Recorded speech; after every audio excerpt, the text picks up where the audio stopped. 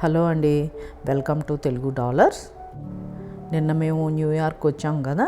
ఈరోజు న్యూయార్క్లోని మార్నింగ్ నుంచి ఈవినింగ్ వరకు ఎన్ని కవర్ చేయగలిగితే అన్నీ కవర్ చేద్దామని చెప్పేసి మార్నింగ్ బ్రేక్ఫాస్ట్ చేసి స్టార్ట్ అయిపోయాము. సబ్వే ట్రైన్ తీసుకొని ఒక స్ట్రీట్ దగ్గరికి వచ్చాము. ఇక్కడ ఏంటంటే షాప్స్, ఇంకా కొన్ని పాత ఇల్లు లాంటివి అవన్నీ ఉంటాయట. స్ట్రీట్ అయితే చూడడానికి బాగుంటుందని చెప్పేసి వచ్చాము. ఇదే ఆ స్ట్రీట్. మేము సబ్వే తీసుకొని స్ట్రైట్గా ఇక్కడికి దగ్గరలో ఉన్న స్టేషన్ దగ్గరలో దిగిపోయి ఇక నడుచుకుంటూ వస్తున్నాము. ఈ స్ట్రీట్స్ అన్నీ ఇంకా వాక్ చేసుకుంటూ తిరుగుతాము. న్యూయార్క్ లాంటి ప్లేసెస్లో ఇల్లు రెంట్కి తీసుకోవాలంటే కూడా ఎక్కువ కాస్టే, అలాగే ఇల్లు కొనుక్కోవాలంటే కూడా చాలా రేట్లు ఎక్కువ. మెన్హాటన్లోని మనం స్టూడియో తీసుకున్నాము అంటే కనుక అపార్ట్మెంట్లో అట్లీస్ట్ $3,000 మినిమం అవుతుంది. అలాగే 1 బెడ్రూమ్ తీసుకోవాలంటే కనుక $4,000 వరకు అయిపోతుంది. ఇక్కడ ఇల్లు చూడండి, ఇది town home, 5 bedrooms, hall, kitchen, ఇంకా బేస్మెంటు ఇవన్నీ ఉన్నాయంట. ఇక సేల్కి పెట్టాడు. చాలా ఎక్కువ రేటే, మేము ఆన్లైన్లో చెక్ చేసాము. ఇక ఫుడ్ విషయానికి వస్తే రెస్టారెంట్స్ అయితే మాత్రం చాలా ఎక్కువ ఉంటాయి న్యూయార్క్లోని. ప్రతి స్ట్రీట్లోని దగ్గర మనకి ఒక 10-20 రెస్టారెంట్స్ అయితే ఉంటాయి. మనం మధ్యాహ్నం లంచ్ టైం అయినా ఈవినింగ్ డిన్నర్ టైం కన్నా వస్తే మాత్రం చాలా రష్గా ఉంటుంది. ఇక వీకెండ్స్ అయితే మాత్రం ఇంకా కులకులలాడతాయి అనే చెప్పాలి రెస్టారెంట్స్ అన్నీ కూడా. ఈ ఏరియా అంతా కూడా కొంచెం యూరప్లో ఉన్నట్టు అనిపిస్తుంది. యూరప్ వెళ్ళాము లాస్ట్ ఇయర్ కాక బిఫోర్ లాస్ట్ ఇయర్. ఇక స్ట్రీట్స్ అన్నీ కొంచెం ఇలాగే ఉండి, ఓల్డ్ హౌసెస్ ఉండి, ఇక రోడ్ అంతా కూడా జనాలతో నిండిపోయి చిన్ని షాపింగ్ సెంటర్స్ ఇవన్నీ కూడా చాలా ఉంటాయి అక్కడ. అలాగే సైకిళ్ళు, చిన్ని కార్లు ఇవి కూడా చాలా ఎక్కువ వాడతారు అక్కడ. ఇక్కడ కూడా మోస్ట్లీ అలాగే యూజ్ చేస్తారు, సైకిల్సే యూజ్ చేస్తారు. ఎందుకంటే స్ట్రీట్స్లో మనకి వెహికల్స్ అవి రావు. ఇక వాక్ చేయాలంటే చెయ్యాలి, లేదంటే కనుక సైకిల్స్, స్కూటీస్ ఇవన్నీ రెంట్కి కూడా తీసుకోవచ్చు మనం. దారిలో ఈ కార్స్ షోరూమ్ ఉంటే ఆగాము. ఈ కార్స్ అన్నీ కూడా మోస్ట్లీ అన్నీ బ్యాటరీ ఆపరేటెడే, ఎలక్ట్రిక్ కార్స్ మాట. ఇక లోపల ఎలా ఉందో ఏంటో చూద్దామని చెప్పేసి షోరూమ్ లోపలికి వచ్చాము. సీట్స్ అయితే మాత్రం కంఫర్టబుల్గానే ఉన్నది. ఇంకా కార్ కూడా బాగుంది లుక్ బయటికి అది కూడాను. ఇప్పుడు మనం ఆర్డర్ చేసుకుంటే మనకి 1.5 years to 2 years పడుతుందంట మనకి రావడానికి కారు.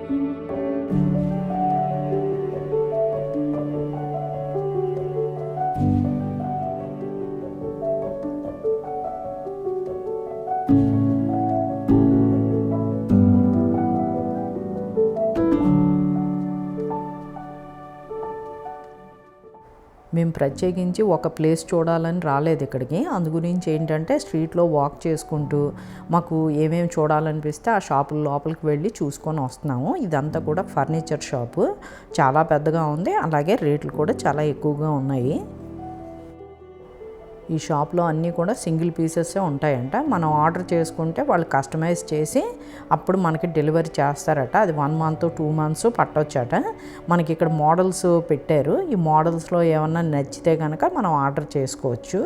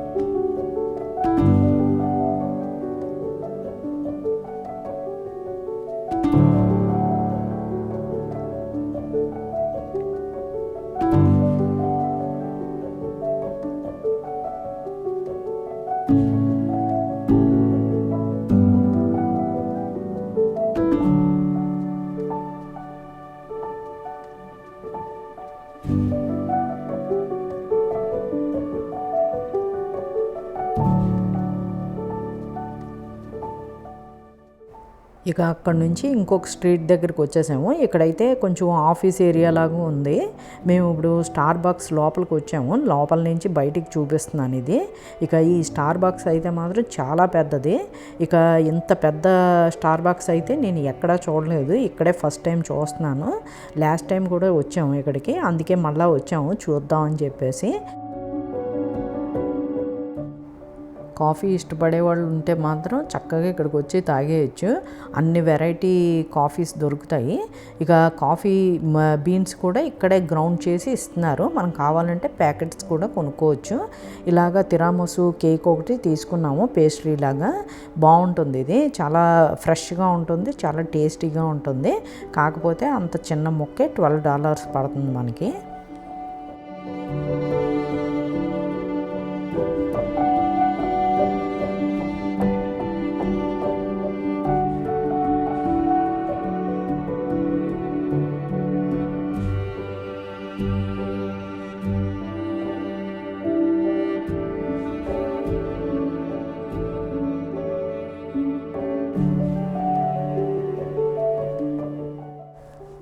ఇక అక్కడ అయిపోయిన తర్వాత మేము సబ్వే స్టేషన్ దగ్గరికి వచ్చేసాము. ఇంకా సబ్వే గురించి వెయిట్ చేస్తున్నాము.